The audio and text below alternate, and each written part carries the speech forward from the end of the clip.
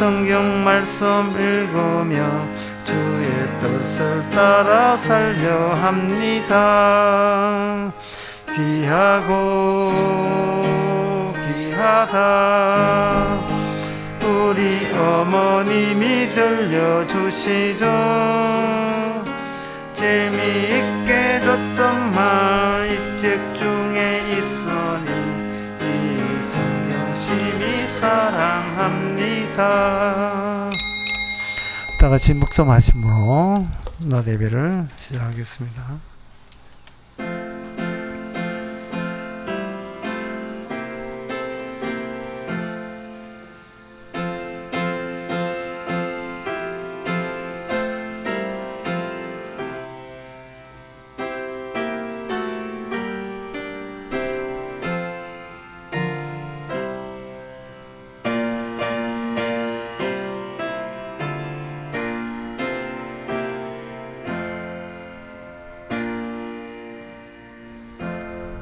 전능하사 천지를 만드신 하나님 아버지를 내가 믿사오며 그 외아들 우리 주 예수 그리스도를 믿사오니 이는 성령으로 잉태하사 동년 마리아에게 나시고 본디오 빌라도에게 고난을 받아사 십자가에 못 박혀 죽으시고 장사한 지 사흘 만에 죽은 자 가운데서 다시 살아나시며 하늘로 오르사 전능하신 하나님의 편한 자 계시다가 저로서 산자와 죽은 자를 심판하러 오시리라.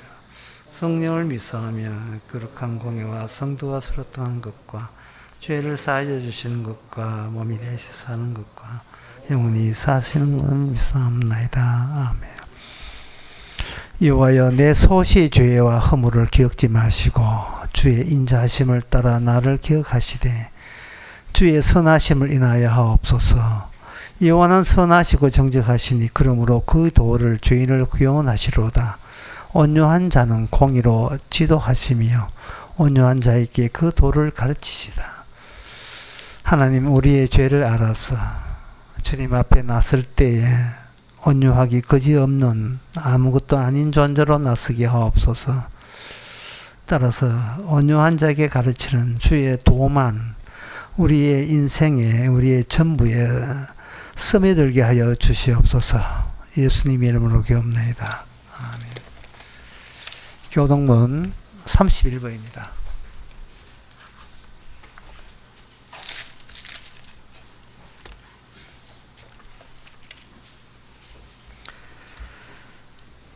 내가 소리내어 여호와께 부르짖으며 내가 내 원통함을 그 앞에 토하며 내 심령이 속에서 상할 때에도 주께서 내 길을 아셨나이다. 내 우편을 살펴보소서. 나를 아는 자도 없고 피난처도 없고 이와여 내가 주께 부르짖어 말하기를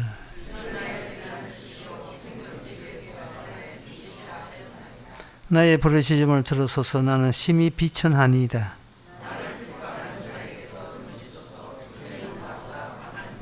내 영혼을 옥에서 이끌어내사 주의 이름을 감사케 하소서.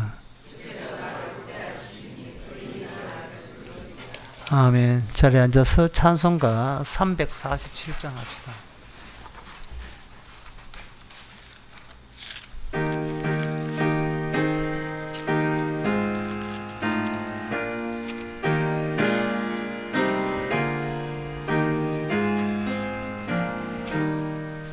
겸손히 주를 섬길 때 괴로운 일이 많으나 구주여 내게 힘주사 잘 감당하게 하소서. 인자한 말을 가지고 사람을 감화시키며 갈 길을 잃은 우리를 잘 인도하게 하소서. 구주와의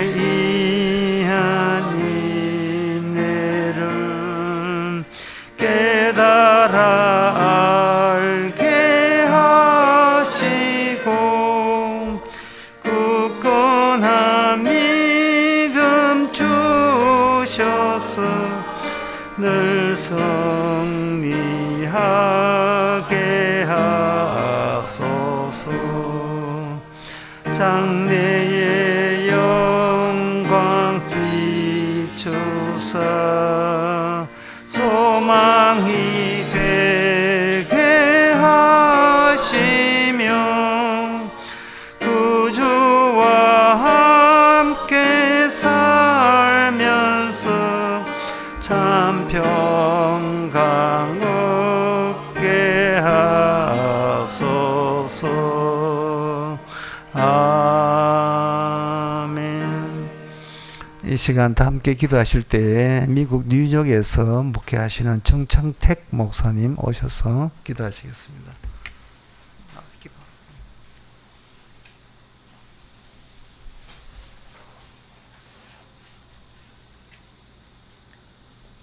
하나님 아버지, 은혜를 감사합니다. 구원해 주신 은혜를 감사합니다. 주를 위해 산다고 하나 여전히 나를 위해 살기 바빴던 한 주였음을 고백합니다. 우리 주께서 불러주셔서 몸된 교회로 주의 백성으로 산다고 하나 여전히 내 자신을 단돌이 하기 바빴습니다. 오늘 이 귀한 날 우리 주님의 은혜 앞으로, 은혜의 보좌 앞으로 인도해 주신 것을 감사합니다. 주님의 귀하신 보혈의 공로 앞에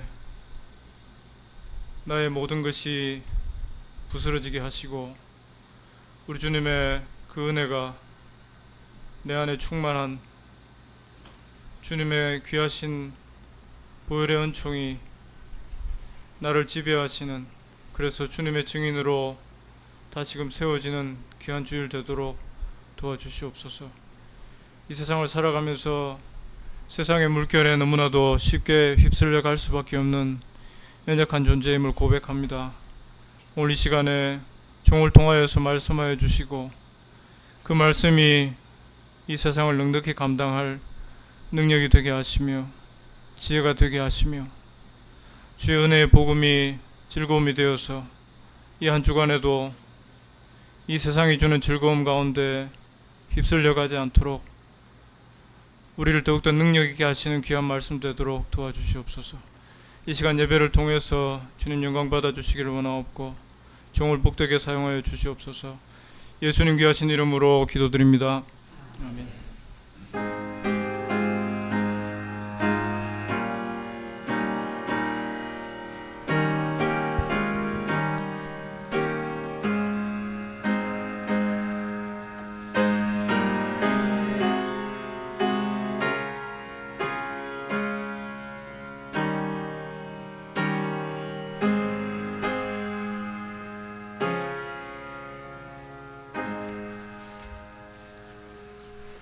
네, 이 시간 광고 없으면 찬송가 349장 합시다.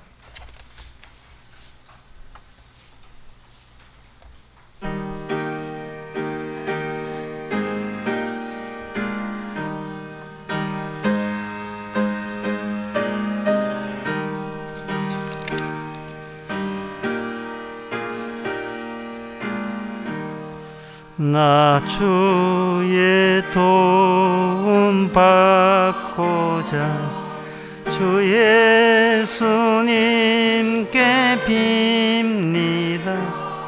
그 구원 허락하시사 날 받으옵소서. 내 모습 이대로 주 받으옵소서. 날 위해 돌아가신 주 날 받으옵소서. 나 죄에 빠져 영죽을 날 위해 피 흘렸으니 주 형상 잊어서 날 받으옵소서. 내 모습 이대로 주 받으옵소서. 나 위에 돌아가신 주 날 받으옵소서. 내 힘과 결심 나빠여 날 헤어지기 쉬우니 그 이름으로 구원해 날 받으소서. 내 모습 이대로 주 받으옵소서. 날 위에 돌아가신 주 날 받으옵소서. 내 기운임 서신 발 앞에 나 꿇어 엎드렸으니 그 크신 역사 이루게 날 받으옵소서. 내 모습 이대로 주 받으옵소서. 날 위에 돌아가신 주 날 받으옵소서. 아멘. 하나님의 말씀은 야고보서 4장 5절에서 6절까지입니다.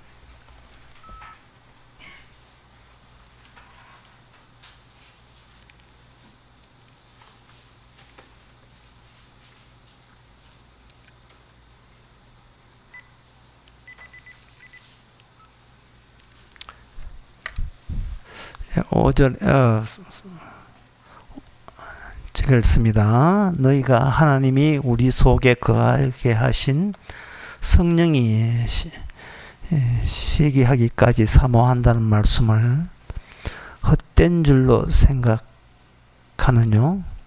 그러나 더 큰 은혜를 주시다니 그러므로 일러스되 하나님이 교만한 자를 물리치시고 겸손한 자에게 은혜를 주신다 하셨느니라. 아멘. 여기에 그 성령이 시기한다. 성령이 여기 등장합니다. 성령의 눈에 보이지 않죠. 그 인간 세계에서 눈에 보이지 않는 것은 없습니다. 인간에게는 없는 걸로 간주하게 됩니다. 모든 이야기 시작을 인간 대 인간으로 시작해야 되지. 저거 없는 것을 거론해가지고 있는 것처럼 그쪽에서 이야기를 시작하게 되면 평소에 우리가 사는 것이 있는 인간하고 대화하기 때문에 대화 자체가 성립이 안 됩니다. 성경을 봐도 이게 와닿지 않는 것은 성경은 보이지 않는 것부터 말을 하기 때문에 일단 인간들은 강력하게 거절하고 거부하고 싶은 거예요. 그런데 성경은 전체, 특히 신약성이 전체적인 이야기하는 것은 뭐냐면 죽으신 분이 우리를 구원한다는 겁니다. 이게 또 말이 안 되는 거죠. 왜냐, 죽었으니까 안 보이잖아요. 안 보이는 분이 우리를 구원하신다? 안 보이는 분이 우리를 구원한다. 구원한다는 말은 네 거기 있으면 안 돼. 빨리 나와야 돼. 그런 뜻이거든요. 그러면 하나님께서 내가 이미 죽었던 내가 너희들을 구원한다. 거기 있으면 안 돼. 빠져나와야 돼.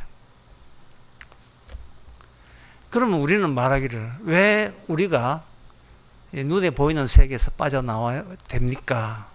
이렇게 우리가 이제 속으로 대꾸하죠. 그것은 너희가 죽었으니까, 그렇다. 죽었으니까 산 세계로 나와야 되지 않겠는가? 산 사람이 산 사람을 구원해 주세요라고 요청했던 그러한 의견이 있었어요. 그게 뭐냐면 십자가 달릴 때에 지옥 간 강도가 바로 그걸 요청한 거예요. 예수여, 우리를 구원하소서.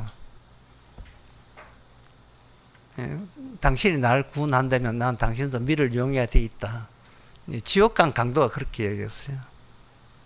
그런데 그 구원받은 강도는 신세가 자기와 같이 죽어서 없어지는 신세예요. 없어진 사람만이 갈 수 있는 곳.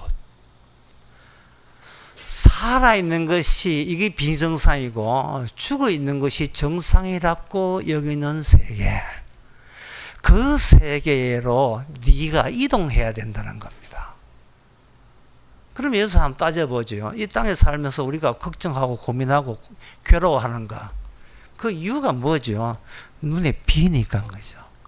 눈에 보이는데 남들만 눈에 보이는 것이 아니고 그 앞에 비치는 나도 눈에 보이는 거예요. 그래서 인간의 근원적인 문제는 내가 눈에 보이는 내가 여기에 살아있고 존재한다는 것. 이것이 바로 하나님의 구원의 최대의 걸림돌이고 장애물이라는 사실입니다. 성경에서 이야기하는 것은. 그래서 성경에서는 성령부터 출발해요. 성령, 주님 이야기, 하나님 이야기 전부 다 인간 속에 보이지 않는 겁니다. 다시 한번 여러분들한테 상기시키지만 죽으신 분이 우리를 구원하십니다. 죽으신 분이, 살아있는 인간이 구원 못하고 죽으신 분이 구원한다면, 여러분들이 그렇다면, 그걸 여러분들이 받아들인다면 살아있는 걸 집착하지 마시고 죽기를 부러워해야 돼요. 죽는 것을 소원해야 돼요. 그냥 딱 죽으면 아무 일이 없는 걸 가지고 괜히 살 가치도 없으면서 살아있다고 바닥발을 애렸으니 걱정과 고민과 괴로움은 날로 더 강화되고 마치 근육이 묻히듯이 단단하게 동맥경화증 생기는 겁니다. 부질없는 걱정, 근심을 차차해요. 죽으면 그만인 것을 마치 살아있는 걸 뭘 자랑이냐, 이걸 뭘 출세했냐, 그렇게 여깁니다. 죽은 분이 우리를 구원한 건 생각도 못하고요. 그래서 이 성경에서 이렇게 이야기할 때 그것이 얼추 그 말이 일리가 있다라고 생각하면서, 일리가 있어도 무슨 소용이 있습니까? 내가 그쪽 세계에서 넘어갈 수가 없는데, 내 마음은 달라질 재주가 없는데, 능력이 없는데요. 사나 죽으나 산처로 빡시게 한번 살아보자 이런 식인데, 저쪽 세계로 옮겨질 능력도 없고 그런 마음도 없는데 어떻게 해결책이 있어요? 해결책이 없잖아요. 어떻게 예수를 믿어볼까요? 성령을 믿어볼까요? 그러면 하나님 보겠어요. 네가 예수를 믿을 능력이나 있나 말이죠. 성령을 믿을 능력이 있어. 하루 종일 24시간 보이는 나를 붙잡고, 그리고 보이는 인간들과 상대하는데 거기에 모든 진력을 다하면서 모든 힘을, 에너지를 거기다 쏟으면서 어디 마음에도 없는 소리, 예수를 믿을까요? 하나님을 믿어볼까요? 참 한가하기도 한가하구나. 네가 그렇게 별 일이 없구나. 그렇게 심심해? 네가 살아있으면서 네 붙드는 일에 네가 열정해야지. 만약에 누가 이렇게 이야기한다면 그 말이 얼마나 일리 있게 다가오겠습니까? 그래, 살아있는 나부터 챙겨야지. 자, 그 원인을 성경은 이렇게 이야기합니다. 왜 성경에서 예수 믿으세요, 하나님 믿으세요, 성경 백날 해도 영 마음이 안 내키는 그 이유가 뭐냐? 출발점을 내가 여기 있다, 그것도 살아있다부터 출발하니까 성경이 전혀 맥히지를 않는 거예요. 그래서 성경은 아주 친절하게도 우리로 하여금 뭐부터 출발하냐 하면은 너 잘난 체로 살아있는 것이 아니고 너 죄인으로 살아있다는 것부터 출발시킵니다. 그게 로마서 7장 8절에서 9절에 나옵니다. 로마서 7장 8절에서 9절에 보면 죄가 길을 타서 계명으로 말미암아 내 속에 각양 탐심을 이루나니, 그 다음 말이 중요해요. 이는 법이 없으면 죄가 죽은 것이니라. 법이 없으면 죄가 죽었다는 말은 다른 말로 하면 말씀이 없으면 너의 죄가 죽은 것이다.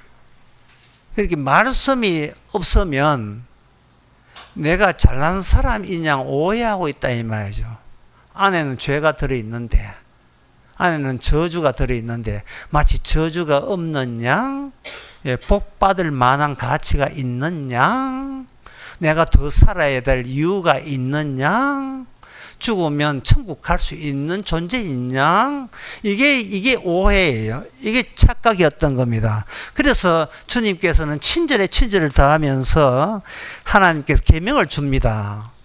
탐내지 말, 여기 로마서 7장에 나온 예를 들어요. 탐내지 말라. 탐내지 말라는 계명이 왔을 때 비로소 우리 속에 슬금 이 탐심이라는 것이 우리의 가장 기본 존재의 자리를 잡고, 마치 내 속에 탐심이 없는 양, 그리고 탐심이 없기에 복받을 만한 가치가 있는 양, 남한테는 어려움이 와도 우리 집안은 어려움이 없어야 마땅한 양, 그렇게 위선 떨면서 살아왔던 거예요. 남들은 지옥 가도 나는 천국 가야 될 사람인 양, 그렇게 생각하는 겁니다. 죄를 품고 있으면서 어디를 가요? 천국을 가요? 미쳤어요? 뭐 그런 법이 어디 있어요? 가기는 지옥 가고 있으면서 자꾸 교회 와서 천국 간다고 우기니, 하나님 보시도 기가 찰 게 알겠습니까? 자기한테 집중하고 자기 존재에 신경 쓰면서 어디를 가요? 천국을 가요? 누구 마음대로요? 자기 존재에 고민하면서 언제 주님에 대해서 고민한 적이 있습니까? 없잖아요.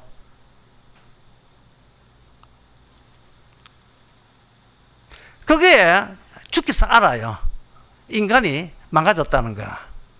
이 망가졌는데, 이제 망가진 건 문제 아니에요. 망가진 문제가 아닌데, 그 망가진 것을 망가졌다는 인식이 살아날 때, 이거는 바로 하나님의 구원이 개시된 겁니다. 시작이 된 겁니다. 그래서 어떻게 하냐 하면은 8절에 전에 율법으로 계명의 이름에 죄가 살아나고 나는 죽었더라. 예, 나는 죽었. 죄가 살아나고 나는 죽었더라. 예. 자, 설교 처음부터 돌아가 봅시다. 이 세상에 우리는 인간과 인간에 대해야 합니다. 인간과 인간에 만나요. 왜? 각자 살아있으니까. 그렇다면 사람을 만날 때에 나는 이제 나가 붙어야죠. 왜? 내가 살아있어요. 나는 네모다. 뒤에 빈칸. 나는 서울대학 나왔다. 예? 나는 애가 둘이다. 이런 거. 나는 교회 집사님이다. 앞에 나가 붙어요. 그런데 성경은 나가 붙어서 남들과의 만남을 넣은 그 모든 그러한 문장 형석, 그러한 조건, 그것을 단번에 말씀을 이렇게 합니다. 너는 죽었다. 너는 죽었다. 그리고 너는 죽었다를, 그걸 문장을 앞뒤로 바꿔요. 죽은 것이 바로 너다. 죽은 것이 너다. 이걸 더 심하게 이야기하면 죽음과 저주와 지옥을 묘사하게 표현하기 위해서 나는 너를 이 땅에 만들어냈다. 이 땅에 만들어냈다.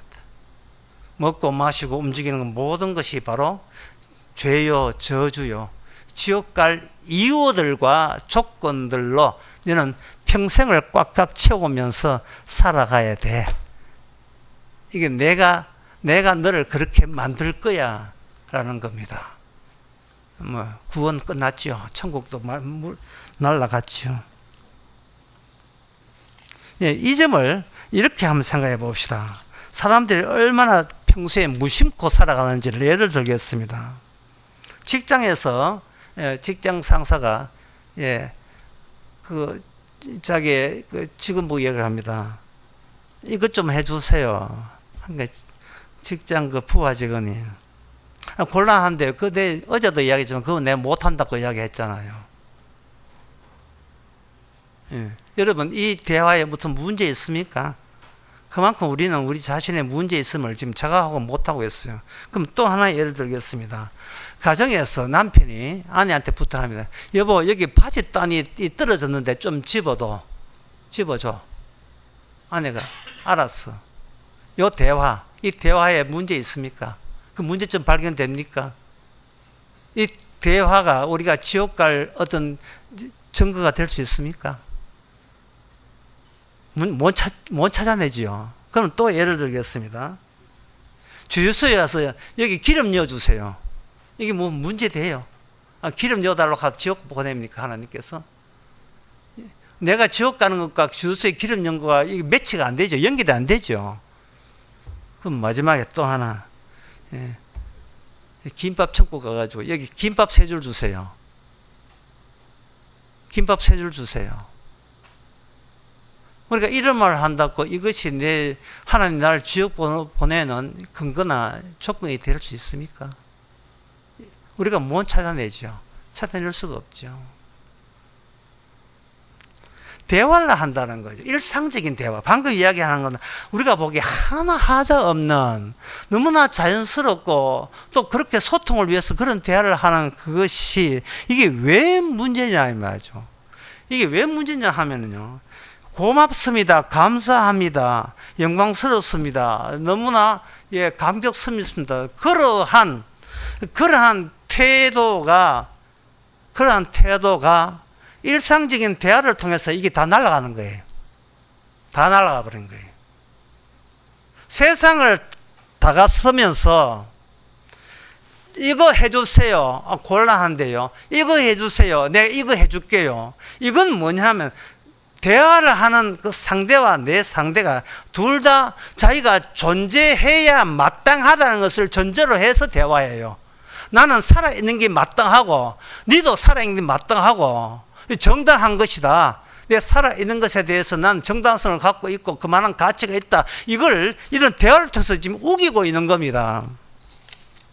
그런데 우리 보기에는 너무나 마땅한 이러한 자연현상을 하나님께서 예수님을 보내서 그걸 근본적으로 완전히 박살냅니다. 무시합니다. 제가 예를 한번 들어볼게요. 이거 한번 생각해 보세요. 자식이 휴가 맞아서 부모 집에 갔습니다. 이렇게 합니다. 근데 저분들 때문에 그 아빠, 엄마죠. 아버지, 어머니 때문에 내가 여기에 이 땅에 태어났습니다. 이건 문제 있어요? 문제 없어 보이죠? 이건 부모에 대한 모독입니다. 왜냐하면 그 말을 할 때 자기가 여기 존재하지 않습니다는 부재의 의미가 날아가 버렸어요.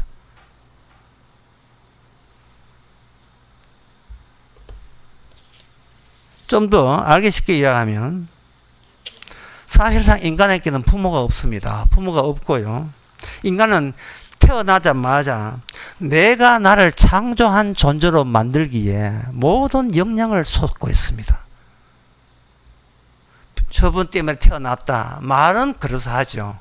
그러나 내가 오늘날 내가 되는 것은 내가 창조자고 나라는 피조물을 내가 만든다는 거예요. 곧장 자기 중심의 인생관으로 전환해버립니다. 그래서 하나님께서는 예수님을 뭘로 보내냐면 사람의 아들로 보냈어요. 예수님이 자기 자신을 사람의 아들로 오신 이유가 내가 전에는 하나님의 아들이었는데 내가 볼 일이 있어서 잠시 사람의 아들로 와야 된다고 해서 이름을 사람의 아들로 했습니다.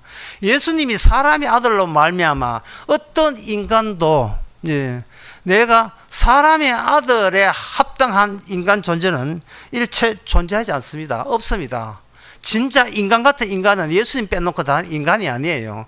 인간이 아니기 때문에 나 인간 천국 보내서 지옥 보내줘서 할 자격은 인간에게는 없습니다. 저부터 그거는 없는 거예요. 예수님이 오시기 전에 인간은 인간이라고 여겼던 건데 예수님 오시고 난 뒤에는 인간은 애초부터 인간이 아니었던 거예요. 인간 흉내 내고 있었던 겁니다. 왜 내가 사람인데 사람이 아니라고 그렇게 억지 부리십니까? 라고 이렇게 달려들친다면 그게 바로 성경을 멀리 했기 때문에 성경에서 출발한 거 나는 성경에서 아까 뭐라고 출발했죠? 성경에 출발할 때는 같은 살아있는 인간이 대화할 출발한 게 아니고 성경에서는 너는 죄를 품고 있고 너는 뭘 해도 죄인이다 저주받을 자 이것을 이 출발점을 성경에서 이야기한다고요. 그렇다면 오늘 본문에 성령 나오잖아요. 안 보여요. 안 보이니까 인간은 배제해버리죠. 근데 성령을 알려면 반드시 우리를 어디서 붙여야 하느냐? 악령부터 출발해야 돼요. 악령부터 출발해서 악령이 인간을 이 모양 이 꼴로 만들어 놓은 겁니다. 악령부터 출발해서 악령이 우리한테 외쳤던 것은 뭐냐? 이 세상은 사람밖에 없다. 보이는 것밖에 없다. 눈에 보이지 않는 거 신경 쓰지 마라. 그거 중요한 문제 아니다. 난 늙어 죽을 때는 가끔 생각하고 지금 살아있을 때는 보이는 너가 이 세상 어떤 것보다 소중하다.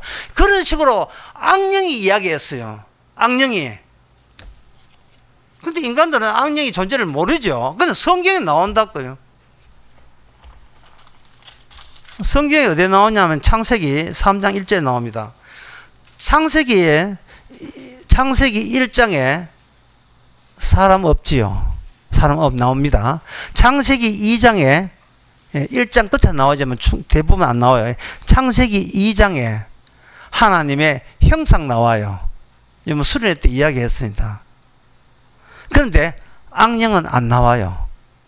창세기 3장에 들어가면 제일 첫 번째 나온 게 여호와의 하나님이 지으신 들짐승 중에 뱀이 가장 강교하더라. 여기 뱀이 등장합니다. 뱀이 등장합니다. 여러분들이 그 자식을 유치원에 보낼 때에 또는 초등학교 보낼 때에 선생님께서 미술책 안에 각자 재미나는 거 생각해서 그림을 하면 편한 대로 그림을 그려보세요. 이렇게 이야기할 때 세상에 어떤 아이가 선생님 그림 다 그렸어요 하고 보자 어떤 그림을 그렸지 보니까 뱀을 한 마리씩 뱀을 그렸다. 여러분 이런 인간 봤습니까? 이런 인간 봤어요. 대부분 아이들은 눈에 보이는 것을 그려요. 눈에 보이는 것을. 시작을 눈에 보이는 것도 출발한다고요. 그런데 하나님의 시작은 눈에 보이지 않은 뱀부터 출발하잖아요. 뱀, 악령, 악마. 그리고 그 악마가 뱀이 그냥 곱게 앉아 있었습니까? 뱀이 누구하고 대화를 시도해요. 그리고 찾아가서 대화를 시도하고 그때 대화를 시도한 것에 대해서 뱀이 아주 만족스러워합니다. 왜? 뱀의 목표는 하나님의 그 전저로 한 인간이 되지 말고 하나님을 후차로 돌리고 전제 시작을 너부터 시작하는 존재로 살아라. 이게 악령, 악마, 뱀이 우리에게 알려주고 그것이 우리의 본성이 되고 말았습니다.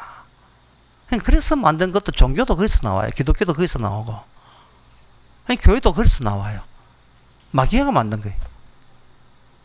마귀가. 시작점이 눈에 보이지 않는 악마가 시작을 했는데 인간은 악마한테 그런 이상한 음료수를 할까요? 뭐 선악나무겠죠. 과일을 따먹고 난 뒤에는 이제는 악마도 안 보이고 성령도 안 보이고 하나님도 안 보이고 오직 보이는 것은 나밖에 보이지 않는 존재로 달라졌습니다.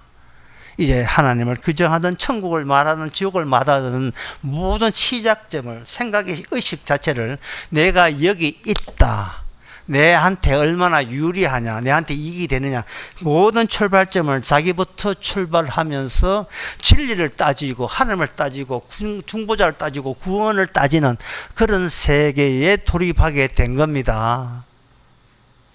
그러면 하나님께서는 이 점에 대해서, 이 마귀의 세계에 대해서 하나님이 가만 지켜보겠습니까? 조치를 취하죠.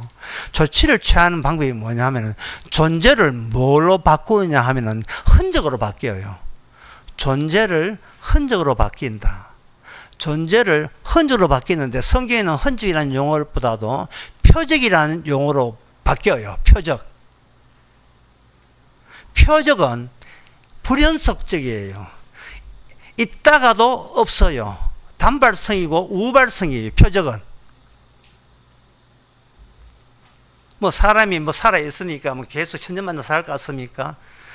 야고보서 5장에 보면, 야고보서 4장 끝에 보면 있다가도 없는 게 인간이라 했잖아요. 안개같이. 그러니까 하나님께서는 너 자신을 볼 때에 너 있어 없어? 있습니다. 없어질걸?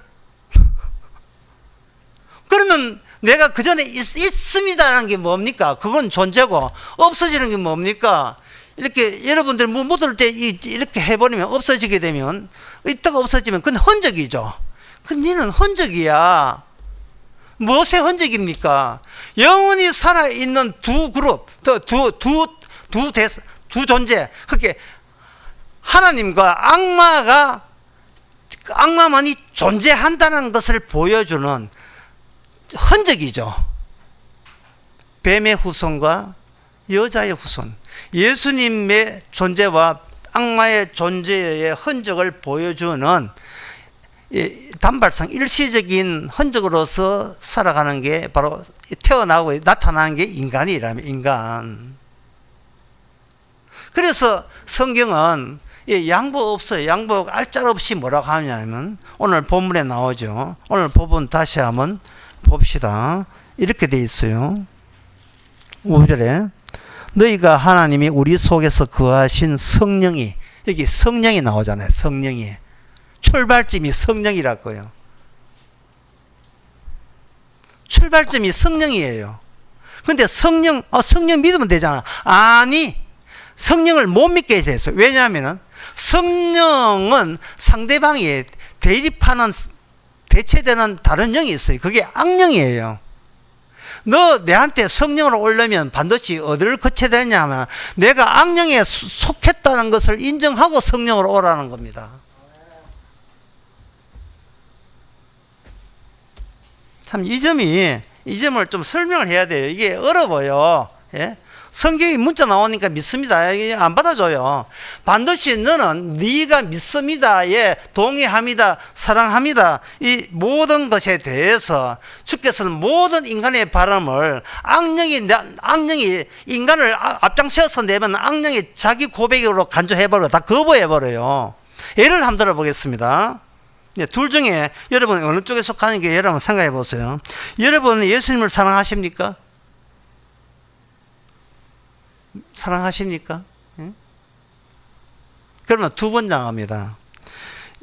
여러분은 자신이 이미 죽었음을 아십니까?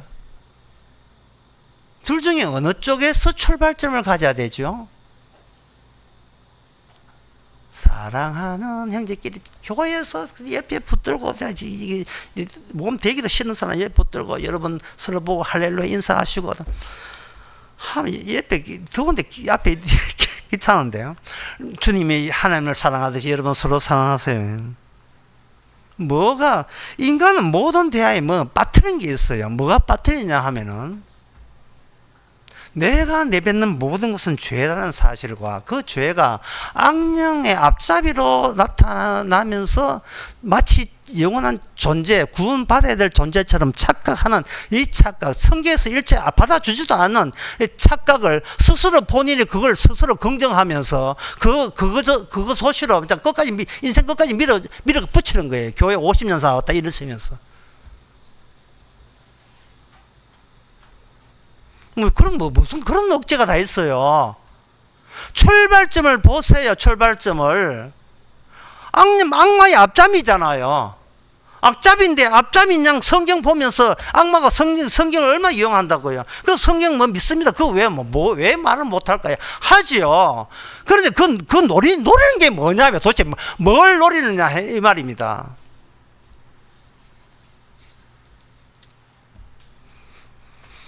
내가 영원히 있습니다는 그 자기의 존재성을 자기 조건으로 끌어당기려고 하는 거예요.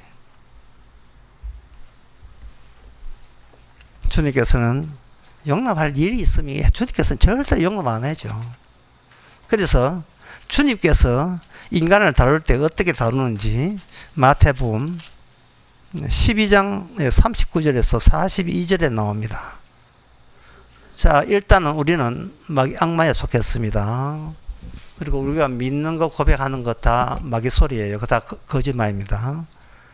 그 이유가 뭐냐 하면 우리는 내가 여기서 내 입으로 내가 하나님께 고백합니다는 전체가 존재적인 조건을 갖추어 놓고 그걸 내뱉어요. 그런데 하나님이 우리에게 어떻게 보느냐 하면 이렇게 봅니다. 마태복음 12장 39절에 예수께서 대답하여 가라사대 악하고 엄란한 세대가 표적을 구하나 선지자 요나의 표적밖에 보일 표적이 없느니라. 요 대목. 요나 선지자를 전체를 뭐라 하면 표적 말 어렵죠. 그러면 흔적 이렇게 문대버리면 지워지는 거. 뒤에 보면 아무 실체가 없는 거. 그냥 우발적으로 나타나는 어떤 현상 같은 거. 그게 요나라는 거예요. 요나 보고 구원 받았습니까? 안 받았습니까? 그럼 질문하지 마세요. 요나는 그런 대상이 안 돼요. 요나는 구원의 대상이 아니고 예수님이 다루시는 표적의 대상이에요. 오늘 성도같이. 성도는 구원받는다는 게 성립이 안 돼요. 성도는 예수님이 구원자라는 것을 말할 수 있는 흔적으로 쓰여질 뿐이지, 개인이 존재도 아닌 게 왜 구원을 받죠? 성경에서는 분명히 말합니다. 구원은 누가 구원받느냐 하면은 그리스도 몸이 구원받아요. 그리스도 몸이. 예수 그리스도가 연결될 때 비로소 존재가 갖추어지는 거예요. 인간은 개인적으로 존재라는 말, 여기 있다는 말은 그런 건 성경에서 거부하는 겁니다. 우리는 그리스도의 몸의 지체로서의 주님의 존재에 합일될 뿐이지 사적인 구원은 없어요. 주님이 다루시는 그냥 표적이라니까. 표적. 어떤 표적요? 십자가. 다시 말해서 인간은 백날 애썼는데 결국은 노력해도 자기의 더러운 본성, 악마의 종 본성만 드러내더라 라는 사실을 드러내기 위해서 주님께서는 자기 사람들을 사용하시는 겁니다. 그럼 제가 이야기하면, 그러면 그런 식의 이론이라면 그러면 우리는 아무것도 아니네요. 예, 애초부터 우리 것도 아무것도 아니네요. 이렇게 이제 약간의 섭섭한 마음을 드러낼 수밖에 없을 거예요. 이거는 우리가 아무것도 아니라는 것은 이건 제가 하고 싶어 하는 말이 아니고 성경의 갈라디아서 6장 15절에 나오는 말씀이에요. 제가 읽어보겠습니다. 할례자나 무할례자나 아무것도 아니로되, 이게 나오잖아요. 할례자, 무할례자. 할례자 유대인, 무할례자 이방인. 이 세상은 이 세상은 할례 받은 사람, 할례 안 받은 사람 그들의 집합 종합이. 모든 인간은 아무것도 아니에요. 정말 설교 여기서 끝내고 싶어요. 아무것도 아닌데 왜 교회 왜 나와요? 아무것도 아닌데 애 왜 키웁니까? 아무것도 아닌데 왜 사십니까? 살아도 사는 이유 모르고, 화내도 화내는 이유 모르고, 고민과 염려를 해도 아무것도 아닌 주제에 왜 고민하고 걱정하고 염려하는, 그게 자기 주제에 오버하는 그러한 태도를 왜 보이는 거예요? 그게 사회 포지션 때문이에요. 존재의 포지션 때문에 그래요. 1년 뒤에는 내가 뭐 어떻게 할까? 그 포지션을 가지려 하는 자체가, 이거는 자기가 우발적 존재인 것을 감추고 계속 연속해야 되는 존재인자 하는데, 연속하는 것은 딱 두 종류밖에 없어요. 예수님과 그리고 마귀 두 종류밖에 없습니다. 인간들은 우발적인 불연속성 존재예요.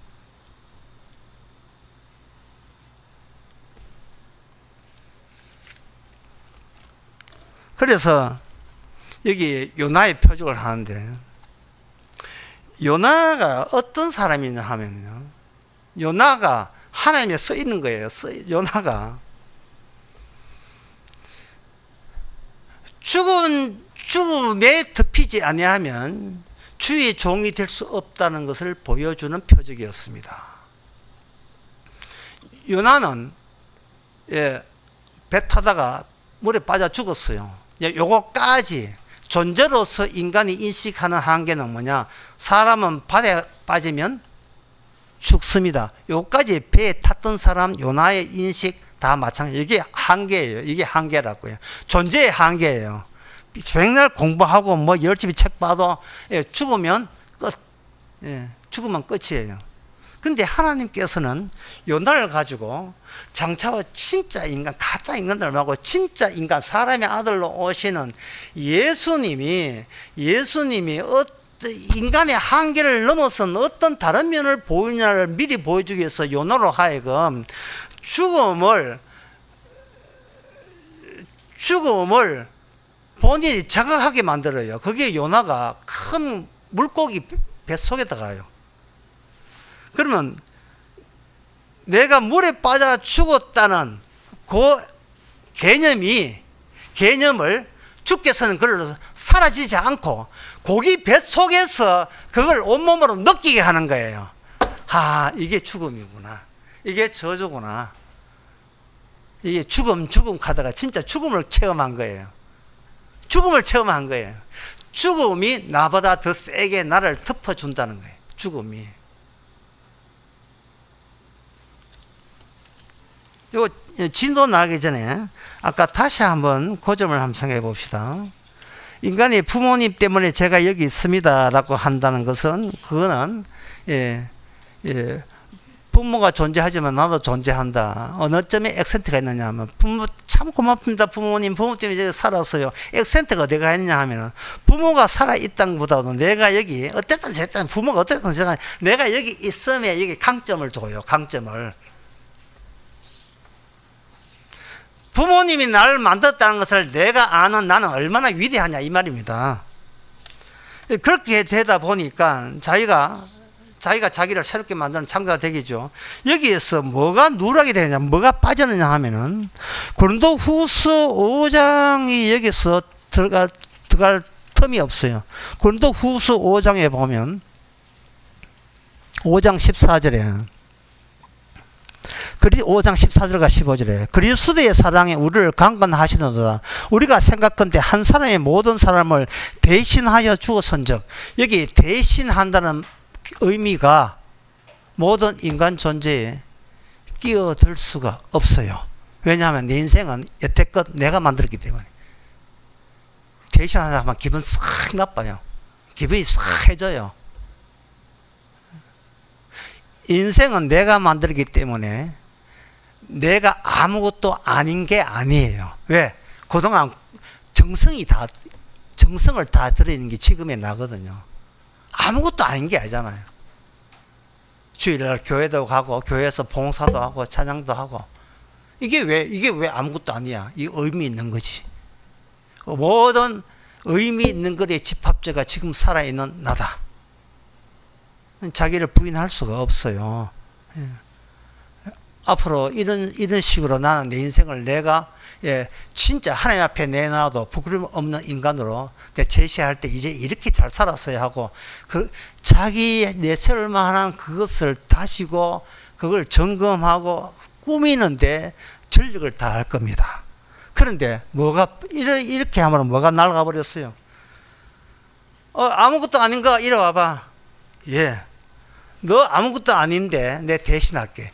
대신할 수 있는 여지가 우리한테 꽂힐 공간이 없어요. 공간이 없다고요. 15절에 보면, 저가 모든 사람을 대신하여 주었은즉 산자들로 하여금 다시는 저희 자신을 위해 살지 않고 오직 저희를 대신하여 주었다가 다시 사신 자를 위해 살게 함이라. 14절 15절에서 대신하심이 3번 들어가요. 3번 들어가는데 이 본문을 보면서도 우리는 이런 생각을 해요. 그동안 내가 내한테 얼마나 충실했는데, 얼마나 충실했기 때문에 자기 방어가 단단한데, 거기에 대신하심이 끼어든다는 것은, 이거는 열심히 살았던 나에 대한 모독이죠. 이 못난 자야, 아이고 인간아, 네 대신한다. 심지어 이 모독이 오늘 본문도 마찬가지예요. 오늘 본문에 어떤 식으로 하나님이 우리를 모독하냐 하면은, 성령이 시기하기까지 사모한다는 말씀을 헛된 줄로 생각하느뇨? 라고 했어요. 성령께서 성도에게 말하기를, 내가 시기할 정도, 질투할 정도로 나는 너가 악마한테 뺏기지 위해서 내가 얼마나 예수인 줄 아느냐?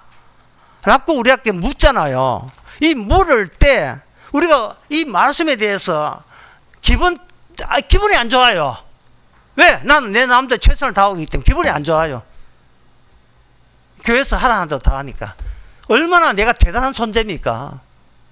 주위에서 막 신앙이라고 막 이야기해주고, 그걸 내가 사는 보람을 느끼고, 얼마나 대단해요. 그런데 이러한, 기분 되게 안 좋은 이 기분을 우리보다 선배가 있어요. 베드로입니다. 누가복음 22장 31절에 보면, 시몬아 보라, 사탄이 밀가루로 하려고 너희를 청구하였으나 그러나 내가 너를 위해서 믿음이 떨어지지 않기를 기도하였노니 너는 돌이켜 후에 내 형제를 굳게 하라. 저가 말하되 주여 내가 주와 함께 오게도 죽는데도 가기를 준비하나이다. 가라사대 베드로야, 네가 말한 오늘 밤에 네가 딱 울기 전에 네가 나를 3번 부인하라. 베드로야, 네 인생 네가 결정하는 게 아니야. 네가 내한테 충실해서 어떤 천국 가는 게 아니야. 제발 좀 착각하지 마. 너는 내한테 붙잡혀 있어. 그래서 나는 붙잡혀 있는데 마귀가 너를 청구하려고, 저 사람 내가 데려가야 되고 막 뜰을 서니까 주님께서 마귀한테 안 뺏기기 위해서 베드로 너를 위해서, 다른 제자를 위해서 간절히 기도했기 때문에 너는 마귀한테 뺏기지 않고 너는 내 덕분에 천국 갈 거야. 지금 이 말씀하고 있잖아요. 그러면 이 말이 우리한테 정말 여러분 감격스럽고 기쁘고 고맙고 그런 겁니까? 아니면 기분 나쁜 겁니까? 여러분께 어떻게 들려요? 주님, 왜 그래요? 내 인생 내가 알아서 잘 하고 있는데, 남들이 내한테 얼마나 칭찬한다고요? 이런 식으로 나오고 있는 게 아니에요. 칭찬 같은 소리 하고 있는 거죠. 그러면 주님께서는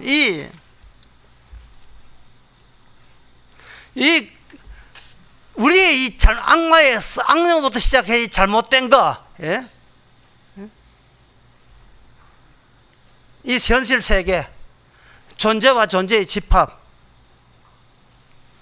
그들이 행동하는 거, 이제 통계역학인데, 이 공간이라는 것은 거기에 소속되어 존재하고 있는 존재들의 활동에서 나온 에너지, 그 전체가 현실사회라고 이 물리학에서는 그렇게 보고 있어요. 이 공간이에요. 그런데 주님께서는 의도적으로 인간이 그런 공간을 알고 있다는 걸 알기 위해서 예수님께서는 제자들에게 내가 너희 여기 말고 딴 데 간다. 이렇게 하니까 바리새인들도 이야기하고 예수님도 이야기했어요. 주여 어디로 가십니까? 다른 공간으로 간다. 다른 공간.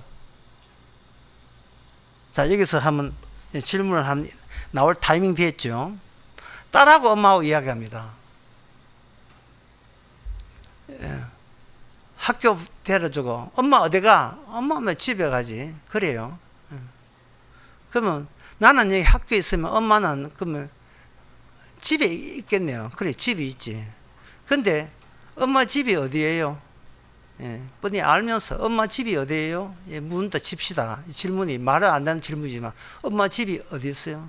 할 때 여러분 엄마 같으면 네 집도 몰라. 네가 있던 진짜 오늘 아침에 있던 집, 그 집에 가는 거야 라고 답변할 것 같지요. 답변해야 되죠. 그러나 주님은 이렇게 답변해요. 네가 학교 그리고 출발했던 그 집, 그 중간 어디에 공간이 있어요. 이걸 가지고 성경에서는 성령 안이라고 이야기합니다. 성령 안. 학교 간다 존재지요. 엄마 어디가? 엄마라는 존재 어디가? 집에 가. 존재를 인정하는 공간은 하나님이 만든 공간 아닙니다. 공간 아니에요. 인간은 표적이어야 되기 때문에 인간이 존재가 있다는 공간은 성경에서 인정한 적이 없어요. 그렇다면 여러분들이 제가 본문을 한 읽어 드릴 테니까 이 공간은 어느 공간인지 여러분 5초 드리겠습니다. 자, 5초 동안 한번 생각해 보세요. 14장 17절. 하나님의 나라는 먹는 것과 마시는 것이 아니고 오직 성령 안에서 의와 평강과 희락이라. 여기서 질문 나갑니다. 성령 안이라는 공간은 어디 있지요? 성령 안이라는 공간은 어디 있습니까?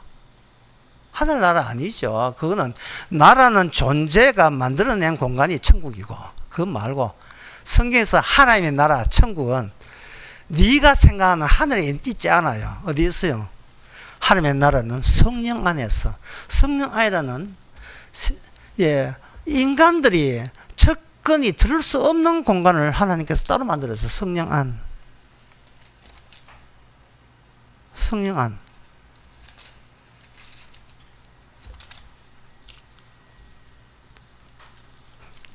그렇다면 이게 우리한테 지금 이 시간에 새로운 문제거리가 등장해요. 육의 존재, 나밖에 모르는 인간, 그 차이 나는 공간, 성령 안. 그런데 인간에게는 성령 안은 없습니다. 왜냐하면 성령은 눈에 보이지 않기 때문에. 귀신도 없어요. 귀신도 눈에 보이지 않기 때문에.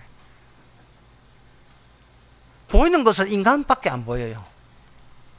그리고 눈에 보이는 내가 여기 보이고. 그런데 주님께서 가신 것은 성령 안이라는 새로운 공간을 제시했을 때 우리는 그 공간에 어떻게 가느냐 이 말입니다. 그 성령 안에 주께서 마련했기 때문에 성령 안에 못 들어가면 구원 나가리 돼요. 끝났어요. 그래서 아까 갈라디아 6장 15절 다시 한번 제가 읽어 드리겠습니다. 할례자나 무할례자가 아무것도 아니로되. 천천히 이해를 천천히 들어가겠습니다.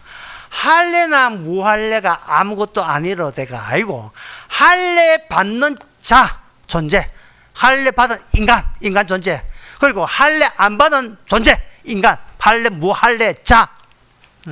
할례 받은 자는 무할례자는 아무것도 아니로되 무할례 할례 받은 아무것도 아니로되 오직 새로 지으심을 받은 자뿐이라 해서 점점 이게 갑자기 인간이 할 수 있는 숙제에서 떠나버렸죠. 인간이 할례 받을 수 있어요. 왜? 내가 여기 할례 받으면 되잖아요. 인간은 존재가 행하니까 무할례자 나는 안 해. 나는 안 해. 할 수 있지요. 그런데 주께서는 둘 다가 아무것도 아니라는 거예요. 둘 다가. 아까 할례 무할례 성경에 나와 있지만 자를 붙여야 된다 했죠. 둘 다 아무것도 아니에요. 둘 다 아무것도 아니에요. 그럼 뭐냐? 오직 새로 지으신 자뿐이다. 뿐이다 이 말이에요. 천국 가려고 교회 가려고 교회 나왔는데 막상 성경을 딱 보니까 교회에 나온 이유가 이래야 하면 천국 간다를 아는 아이디어를 얻게 교회에 나온 게 아니고 결국은 우리의 근원적인 우리가 루튼 네 얻지 말고 네가 원래 자리 가. 원래 자리 가서 성경 다시 봐. 그 원래 자리를 보내는 일을 우리 성령께서 하십니다. 그게 그 요한복음 15장에 나오는데요. 15장 24절에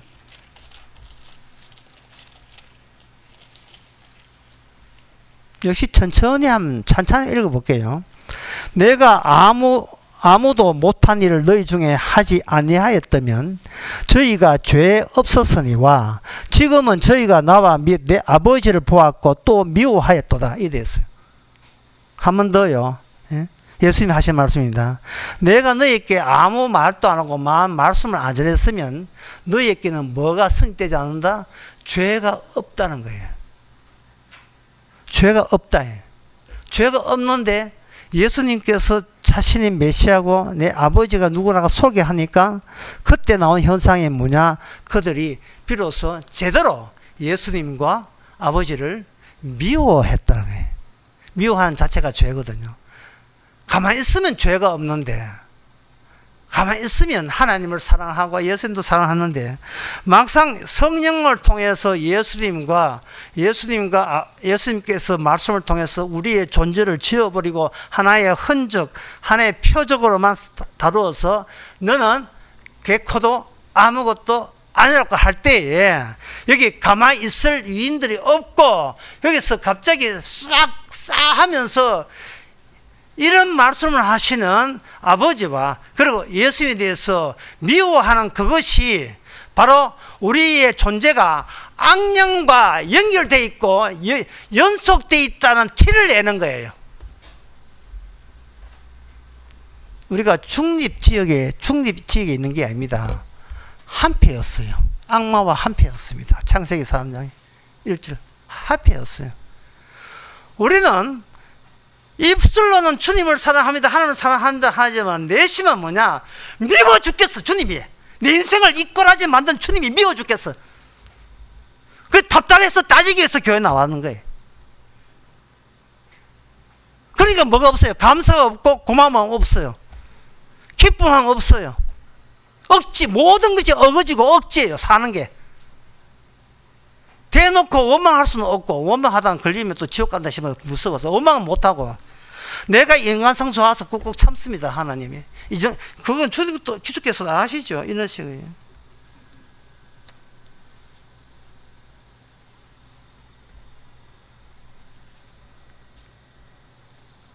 성령 안에서 그렇게 하는 이유가 그 성령을 우리가 들어갈 수 없어요. 못 들어갑니다.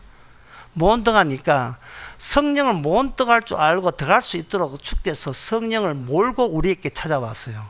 주께서 성령이 먼저 주님께 가서 몰고 우리에게 찾아왔어요. 찾아와셔서 우리에게 딱 성령 안에 니라는 그 마귀 앞잡이가 성령을 가기 위해서는 반드시 이 사건을 경유해야 된다는 사건을 제시한 것이 갈라디아서 6장 14절입니다. 그러나 내게는 우리 주 예수 그리스도의 십자가 외에는 결코 자랑할 것이 없으니 그리스도로 말미암아 세상에 대해서 내가 십자가에 못 박히고 내가 또한 세상에 대해서 그러하니라. 한마디로 말해서 십자가 사건 앞에서 뭐를 성령을 받은 자는 뭘 깨닫냐 하면 내가 이미 죽은 자인데 그동안 마귀의 습성 때문에 내가 살아있어서 애도 잘 키우고 뭐 어떻게 뭐 성공도 하고 있다. 내가 이것저것 잘 하니까 살아있는 것처럼 여기는 걸 주님께서 어떻게 하냐면 십자가를 들이대요. 그 오메라는 영화라든지 영화에 보면 무서운 영화에 보면 그 테마사 신부 천주교 테마사가 그 귀신 쫓아질 때 이마에 뭘 자꾸 들이대요.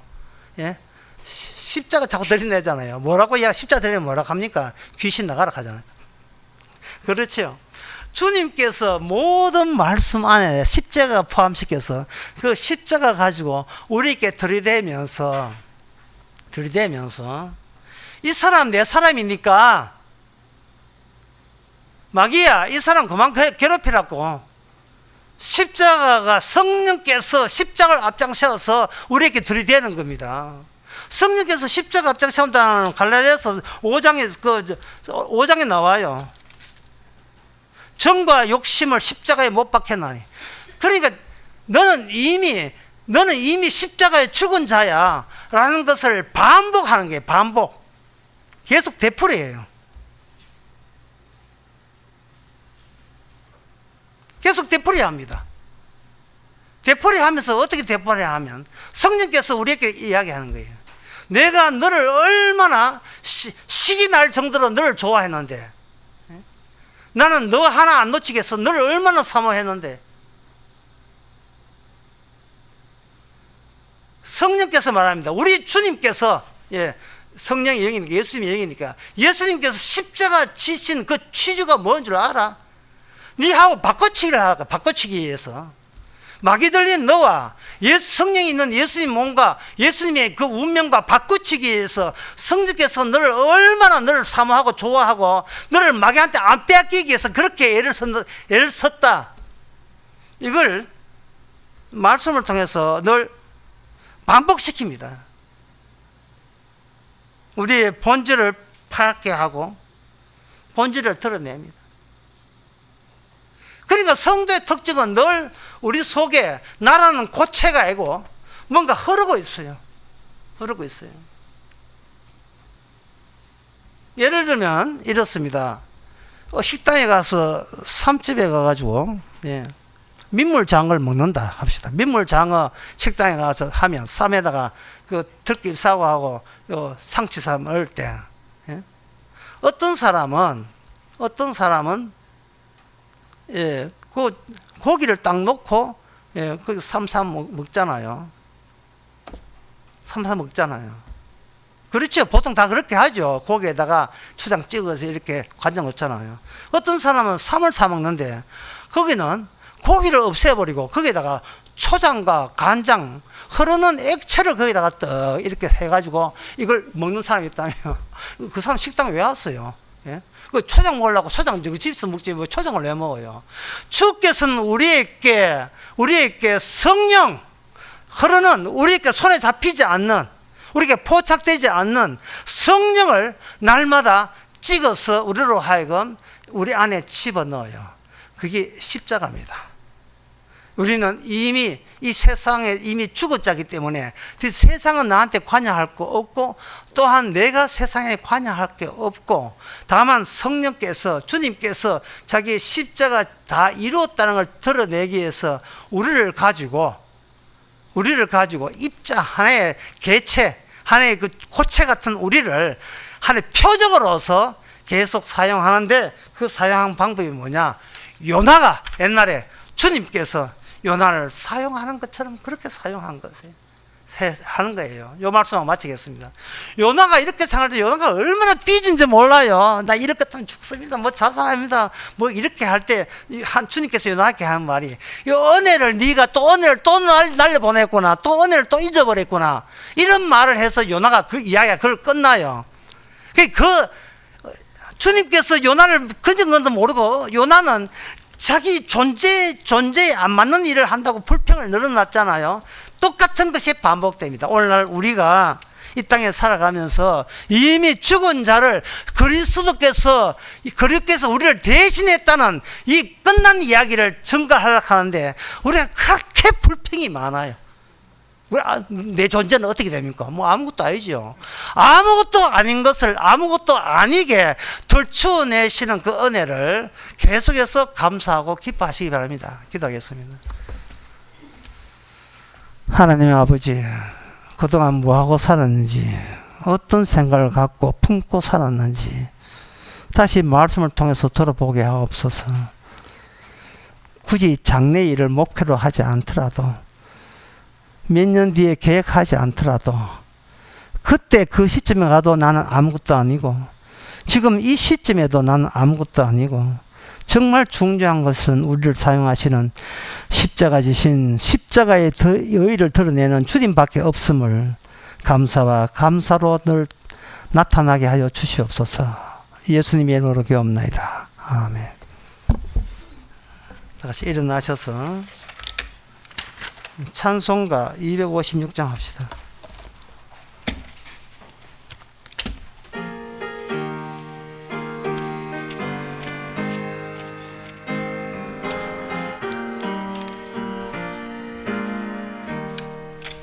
눈을 들어 하늘 보라. 어지러운 세상 중에 곳곳마다 산영의 탄식 소리 들려온다. 빛을 잃은 많은 사람 길을 잃고 헤매이며 왕자처럼 귀신하니 믿는 자여 의할고 눈을 들어 하늘 보라 어두워진 세상 중에 외치는 자만큼만 생명수는 말랐어라 죄를 대속하신 주님 선한 일꾼 찾으시나 대답하리 어디 있나 믿는 자여 의할고 눈을 들어 하늘 보라 살아계신 주 하나님 약한 자를 부르시 하늘 뜻을 전하셨다 생명수는 홀로 예수 연하 중이라 주님 너를 부르신다 믿는 자여 의할고 눈을 들어 하늘 보라 다시 사신 그리스도 만 백성을 사랑하사 오래 참고 기다리셔 인내하신 구주의 구주 어의 심판하시는 날 꼭 가까이 임하는데 믿는 자여 의할고 기도합시다. 지금은 우리 주 예수 그리스도의 은혜와 하나님의 가진 사랑과 성령의 충만하심이 나의 이런 손톱만큼도 없어졌고 몽땅 다 주의 일밖에 없음을 감사하는 모든 성도에게 함께 있을지어다.